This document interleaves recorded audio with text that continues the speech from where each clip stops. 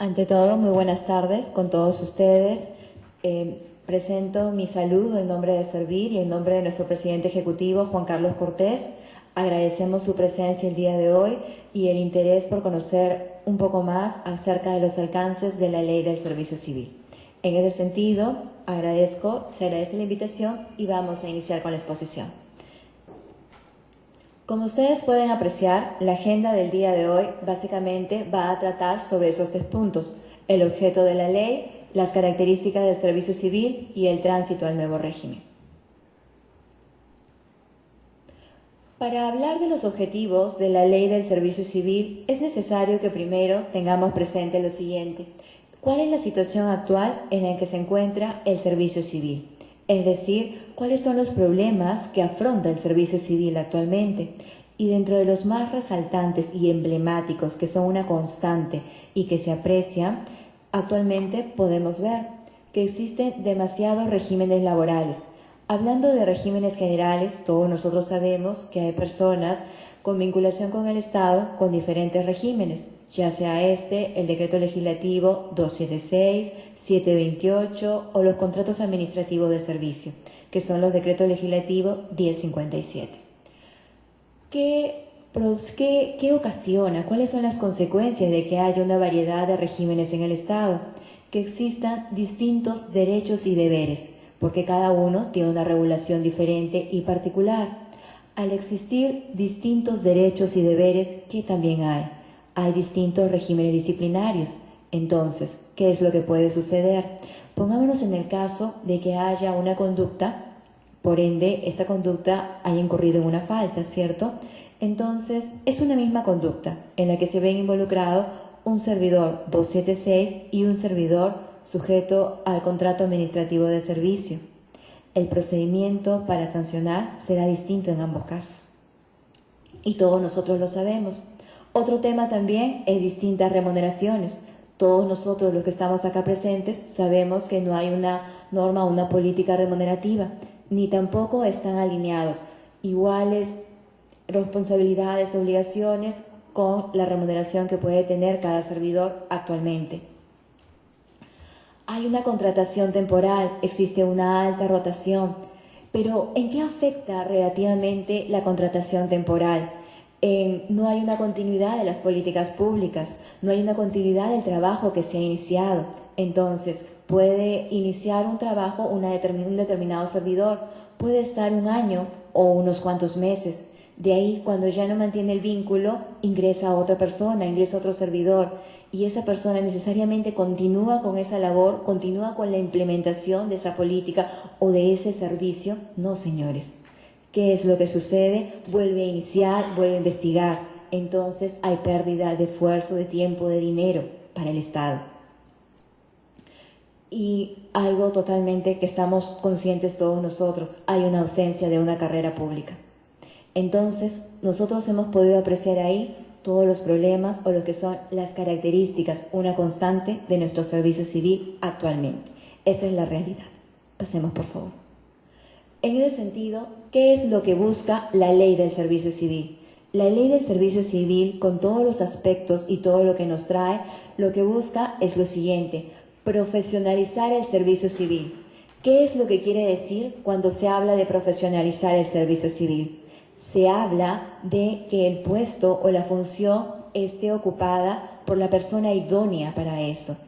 Hay que tener presente que cuando la norma habla de profesionalizar el servicio civil, no está referida a que sean solamente profesionales de nivel universitario quienes estén ocupando las diferentes posiciones o puestos, sino está referido a que sea la persona más idónea la que ocupe o desempeñe esa función.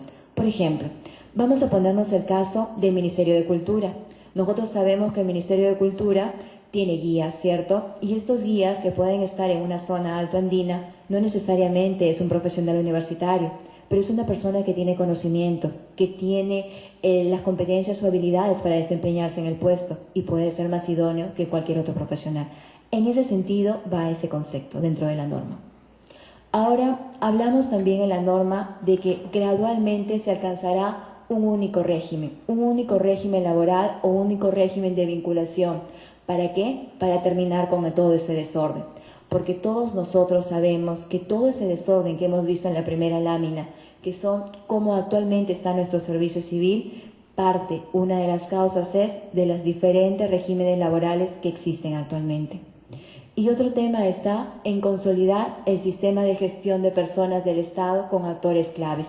¿Esto qué quiere decir? Que debemos contar con instrumentos y técnicos modernos. ¿Para qué? Para fortalecer a las oficinas de recursos humanos, para fortalecer todo el sistema administrativo de recursos humanos. ¿Cómo? Gestionando adecuadamente el recurso humano, el capital humano. Porque solamente de esa forma nosotros, nuestras entidades, van a poder cumplir con sus objetivos, van a poder cumplir con sus finalidades. Siguiente, por favor. Ahora vamos a pasar a hablar acerca de las características del servicio civil. En primer lugar, hay que tener en cuenta lo siguiente. Esta ley tiene 3 pilares, que son los que ustedes pueden apreciar. 1 es el mérito, 2 es la igualdad de oportunidades y el tercero es la gestión de acuerdo a metas. Cuando hablamos del mérito, hablamos que este tiene que estar presente desde el acceso al servicio civil, en los concursos, en la progresión, en cada momento y desempeño del servidor civil, desde su ingreso hasta su término, siempre debe de estar presente el mérito, la meritocracia. La igualdad de oportunidades. La igualdad de oportunidades para acceso en la progresión, la igualdad de oportunidades para capacitación. Todas aquellas personas que cumplan con el perfil, que cumplan con los requisitos requeridos, tanto para que haya un acceso y progresión o para acceder a una capacitación, podrán postular. Todo debe de ser de público conocimiento y seguir todas las normas e instrumentos y directivas que irá publicando Servir.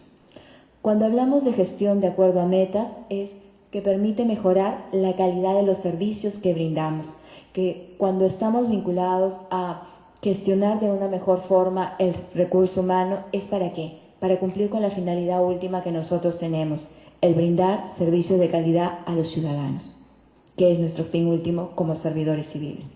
Siguiente, por favor. Esta reforma es integral. ¿Por qué habla la norma de una reforma integral? Habla porque busca mejorar la gestión de las personas, busca evitar esas diferencias que hay o la no concurrencia que hay entre los derechos y las obligaciones, busca armonizar esos derechos y esas obligaciones, incluyendo por primera vez justamente lo que hablábamos. ¿Se acuerdan que hablábamos en la primera lámina de que no existe una correspondencia entre las funciones que desempeña una persona y la remuneración que percibe? Pues bueno, para eso se habla de por primera vez establecer lo que es una política remunerativa. Y también ver el rol de las oficinas de recursos humanos, ir más allá. Las oficinas de recursos humanos no deben de ser meramente tramitadores de planillas o de control de asistencia, sino tienen que ir más allá a gestionar a este talento humano. Para eso, Servir proveerá de los instrumentos correspondientes para poder desarrollar cada uno de los ámbitos de esta área. La mejora de procesos internos es una mejora dentro de la entidad. Hay que tener en cuenta algo. Cuando hablamos de esta reforma, no solamente estamos hablando de que en el Estado va a haber un régimen laboral general más, sino se está hablando de un tránsito, se está hablando de tener una mirada interna, no es solamente un cambio o una adición de régimen, sino es hacer un análisis de cómo está la entidad, ver exactamente qué es lo que requiere mejorar en este proceso y hacer el cambio. A eso nos estamos refiriendo. Ya más adelante, cuando Manuel Maldonado hable del tránsito, os explicará a detalle en qué consiste esto.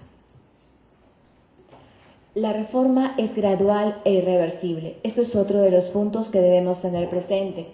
Hay que hacer una diferencia. Todas las entidades están obligadas a pasar al régimen de la ley del servicio civil. Las entidades tienen la obligación de hacer el tránsito en un plazo máximo de 6 años, de acuerdo a como lo establece la norma. Sin embargo, hay que marcar la diferencia porque es obligatorio para las entidades, pero no es obligatorio para los servidores civiles. Antes de pasar a los servidores, quiero hacer la precisión con relación a las entidades. Ustedes ven ahí que el paso será gradual. ¿Por qué el paso debe ser gradual? Es gradual por las siguientes razones. porque es inviable poder hacer un tránsito en un breve tiempo de un promedio de alrededor de 2.500 entidades en los 3 niveles de gobierno, nacional, regional y local. Y otro tema a tener en cuenta por el cual está marcada la gradualidad es por el impacto fiscal que esto puede ocasionar o que esto ocasiona. Con relación a la reforma, ya tenemos claro que para las entidades es obligatorio, pero para los servidores es voluntario. Los servidores sujetos al régimen 276 y 728, si lo desean, pueden permanecer en su régimen. No tienen la obligación de pasar al régimen de la Ley 30057, solo aquellos que lo deseen. Otra precisión: un servidor 276 o 728 que desee postular a un puesto dentro del cuadro de puesto de la entidad en el marco de la Ley 30057, lo podrá hacer y no tiene la obligación de renunciar a su puesto actual. Ya después que ingresa, decide si renuncia o no renuncia. Hay otra interrogante también que se suscita con relación a esta parte. Muchos servidores civiles se hacen esta interrogante y señalan: yo ya postulé y no ingresé, ¿qué sucede? ¿Puedo volver a postular? Sí, puede volver a postular cuantas veces considere conveniente o pertinente. Ojo, no solamente dentro de su entidad, sino también en otra entidad que esté en este marco o proceso de tránsito a la ley del servicio civil. Ahora, nosotros hemos hablado con relación a los servidores 728 y 276, pero no hemos mencionado a los servidores sujetos a contrato administrativo de servicio. ¿Qué sucede con ellos? Hay que tener presente nosotros que en nuestro ordenamiento jurídico existe la ley 29849, la ley que habla de la eliminación progresiva, la temporalidad y la eliminación progresiva del CAS. Entonces, el régimen de contrato administrativo de servicios es un régimen temporal. Por ende, los servidores CAS que deseen permanecer en el Estado, deseen permanecer siendo servidores civiles, de acuerdo a su libre albedrío podrán postular. Si ingresan, obviamente pasarán a ser parte de la Ley 30057. Pero ¿qué sucede con aquellos que no ingresan? Aquellos que no ingresan permanecerán hasta que se termine el contrato que tienen vigente. Porque hay que tener en cuenta una cosa: una vez que la entidad termine el tránsito a la ley del servicio civil, ya no podrá contratar más personal sujeto a contrato administrativo de servicio. Solamente podrá contratar personal sujeto a la ley 30057. Esta reforma también es flexible. ¿Por qué? Porque se viene estructurando en función a las necesidades que se tiene para atender. Por ejemplo, servir al momento de proponer la ley y cuando se ha visto en otras instancias, se es consciente de que no todas las entidades tienen las mismas realidades, tienen las mismas necesidades. Hay que diferenciar entre las entidades grandes y las entidades pequeñas. Es por eso que hay un régimen especial para las municipalidades. Se mapeó que alrededor de 760 municipios cuentan con menos de 20 servidores. Entonces, ellos no tienen las mismas exigencias que las otras entidades, por ende tienen determinadas reglas flexibles. En ese sentido, podemos encontrar, por ejemplo, el número de servidores de confianza. Estamos hablando, la norma de servicio civil mantiene lo que actualmente señala la Ley Marco del Empleo Público, que habla de que del total de servidores, el 5% son servidores de confianza. En ese sentido, si nos ponemos en el caso de un municipio, en el municipio que cuente con 6 servidores, el 5% ¿cuánto sería? Menos de una persona, ¿no? Entonces eso es inviable. Por eso se elevan los números y todo eso está en función a estas municipalidades pequeñas. También si nos vamos en el caso contrario, por ejemplo, ESalud. ESalud tiene alrededor de 45.000 servidores. También hablar del 5% es un número exacerbado.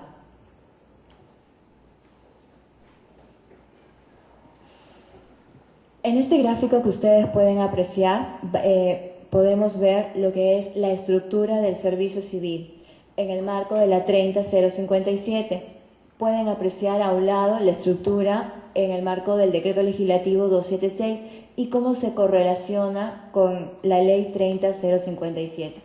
Hay que tener en cuenta que en el marco de la ley del servicio civil, la división es en funcionarios, directivos, servidores civiles de carrera, servidores de actividades complementarias y a los servidores de confianza en cualquiera de esos grupos.